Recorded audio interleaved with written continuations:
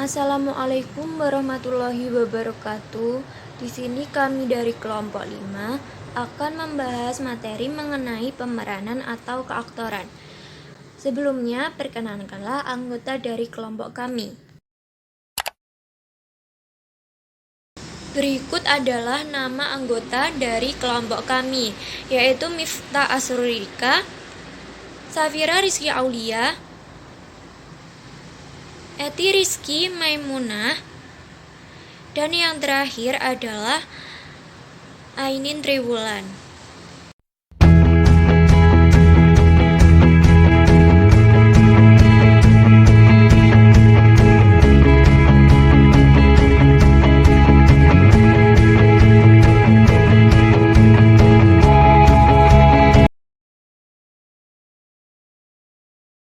Pengertian pemeran atau aktor. Drama merupakan karya sastra yang identik dengan seni peran. Salah satu unsur terpenting dalam drama ialah pemeran atau aktor, yaitu seseorang yang memerankan tokoh-tokoh cerita dalam naskah drama. Istilah aktor digunakan oleh pemeran pria, sedangkan pemeran wanita dapat dikenal dengan istilah aktris. Beberapa pemain dibutuhkan dalam drama berdasarkan banyaknya tokoh yang ada di dalam naskah. Setiap pemain harus menghayati peran yang akan dimainkan. Setiap orang dapat bermain drama.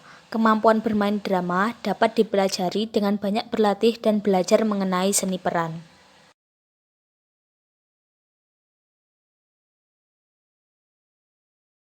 Pemain drama memegang peranan penting dalam keberhasilan suatu pementasan drama.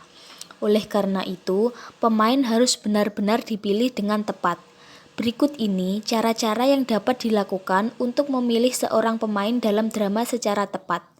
Yang pertama, membaca naskah drama yang telah dipilih secara berulang-ulang untuk memahami dan mendalami isi dialog. Berdasarkan dialog tersebut, akan diketahui watak tiap-tiap tokoh dan suasana dalam drama yang dimaksud. Kedua, setelah mengetahui watak tiap-tiap tokoh, selanjutnya menentukan pemain yang cocok dan mampu memerankan peran tokoh tersebut. Ketiga, selain pertimbangan watak, perlu mempertimbangkan hal-hal lain seperti usia, postur tubuh, mimik wajah, dan jenis suara. Dan yang keempat, kemampuan pemain menjadi pertimbangan penting. Pemain yang cerdas biasanya akan lebih mudah menyesuaikan diri dengan peran tokoh yang akan dibawakan.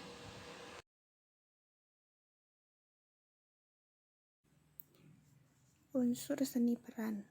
Unsur seni peran yang pertama ialah produser. Produser adalah seseorang yang mensponsori produksi sebuah drama. Yang kedua yaitu sutradara teater. Sutradara teater merupakan pimpinan artistik yang memiliki kedudukan yang tinggi dalam suatu grup teater maupun dalam pementasan. Yang ketiga yaitu pengarang. Unsur ketiga yang ada dalam pementasan drama yakni pengarang.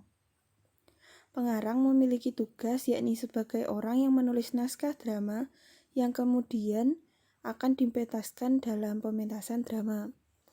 Yang keempat, pemain atau pemeran. Seseorang yang tampil atau bermain dalam pementasan drama disebut juga dengan pemeran. Penata busana. Penata busana sendiri merupakan seseorang yang bertugas dan membantu para pemeran dalam memilih busana atau kostum yang akan digunakan untuk mendukung para pemeran dalam mendalami ciri-ciri, watak, maupun karakter yang sedang diperankan. Yang keenam yaitu dekorasi atau penataan panggung. Penata panggung memiliki tugas yakni penata dekorasi yang berkaitan dengan pementasan drama yang akan diselenggarakan.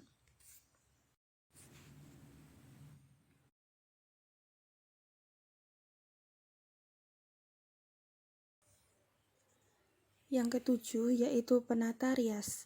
Dalam pelaksanaan tugasnya, penata rias harus mempelajari terlebih dahulu naskah drama yang akan dipentaskan, sehingga tata rias yang akan dibuat akan sesuai dengan watak pemeran yang akan ditampilkan. Yang kedelapan yaitu penata lampu. Penata lampu memiliki tujuan guna memberikan penerangan dan menerangi pentas untuk memberi efek pendukung dalam pementasan. Tata lampu juga memiliki fungsi lain, yakni memberikan gambaran waktu, suasana, dan musim yang akan mendukung tata warna yang ada dalam dekorasi yang disediakan. Yang kesembilan, penata musik. Penata musik memiliki tugas untuk mengiringi ilustrasi yang terdapat dalam setiap adegan. Yang ke-10, penata publikasi. Penata publikasi memiliki tugas untuk mempublikasikan pementasan yang akan diselenggarakan agar menarik masyarakat untuk menonton pementasan tersebut. Yang ke-11, pimpinan panggung. Pimpinan panggung atau yang disebut juga dengan stage manager memiliki tugas yakni mengontrol jalannya pertunjukan agar berjalan lancar sesuai dengan yang diharapkan.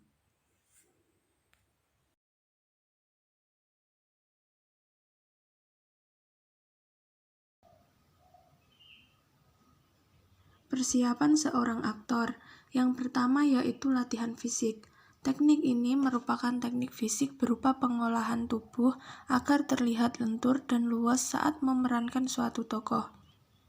Fisik adalah hal utama yang harus dikuasai oleh seorang aktor, sebab saat sekarang ini, dalam olah vokal sendiri sudah bisa dibantu oleh yang namanya teknologi, baik itu untuk memperjelas ucapan aktor di atas panggung maupun untuk mengeraskan dan menyelaraskan suara aktor. Alatnya bisa dengan adanya mic, kondensor, clip-on, atau sejenis teknologi lainnya. Namun untuk tubuh seorang aktor butuh kesabaran dan kecerdasan untuk mengolahnya. Itulah mengapa latihan fisik seorang aktor menjadi poin utama yang harus diolah oleh calon aktor demi mewujudkan tokoh untuk berakting. Yang kedua yaitu latihan imajinasi. Di dalam metode Stanislavski, banyak sistem latihan yang mengarahkan para aktornya untuk melakukan olah imajinasi. Oleh sebab itu, seorang calon aktor, terutama yang akan melakukan pementasan monolog, sudah pasti olah imajinasi adalah kebutuhan selanjutnya yang harus dipenuhi. Sebab, sebagai calon aktor yang bermain sendirian di atas panggung, apabila miskin imajinasi di atas panggung, bisa dipastikan akan membuat pementasan tersebut menjadi hambar, tanpa rasa, dan tanpa daya pukau. Hal ini bahkan dinyatakan langsung oleh Stanislavski dengan memberikan ilustrasi tentang seorang aktor tua Prancis, Coquelin, yang menciptakan modelnya dalam imajinasinya, dan seperti seorang pelukis ia teliti setiap segi dan cirinya.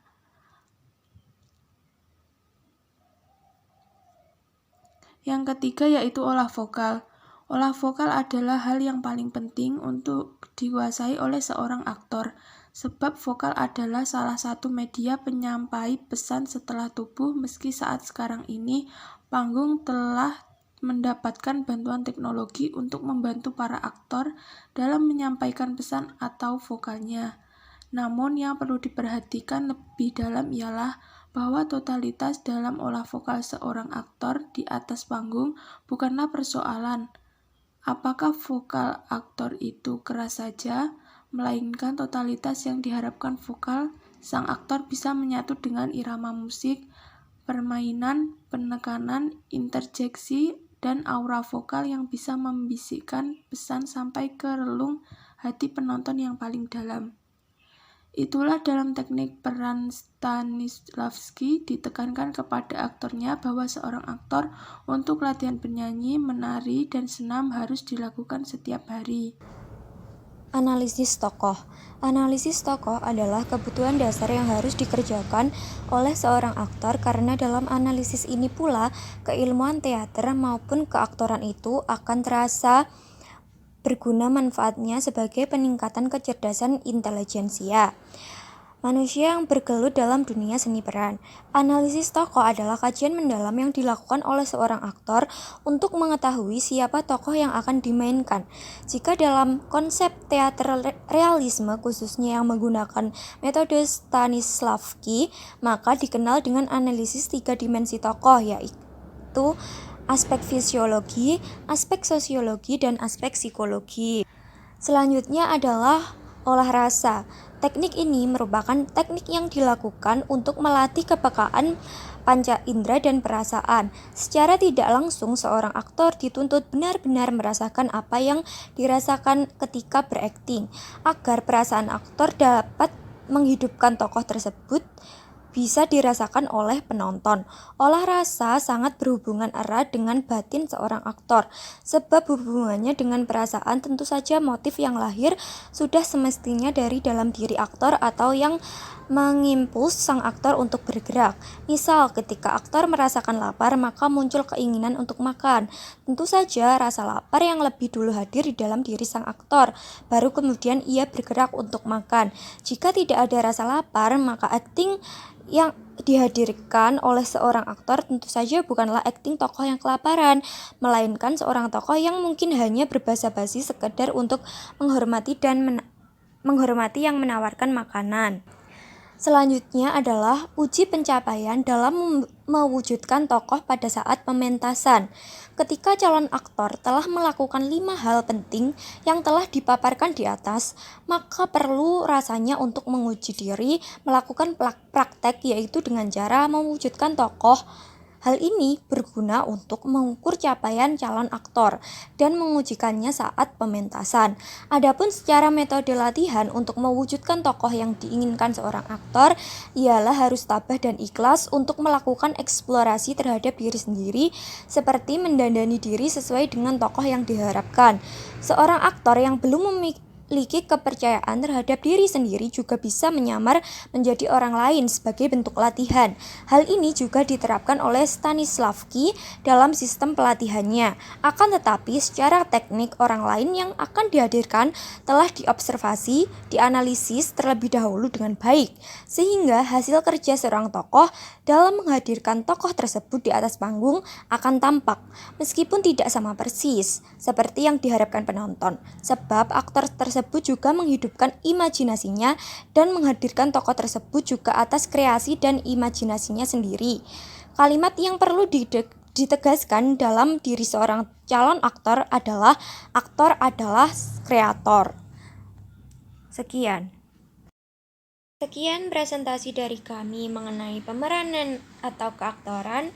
Apabila ada kurang dan lebihnya kami mohon maaf. Wassalamualaikum warahmatullahi wabarakatuh.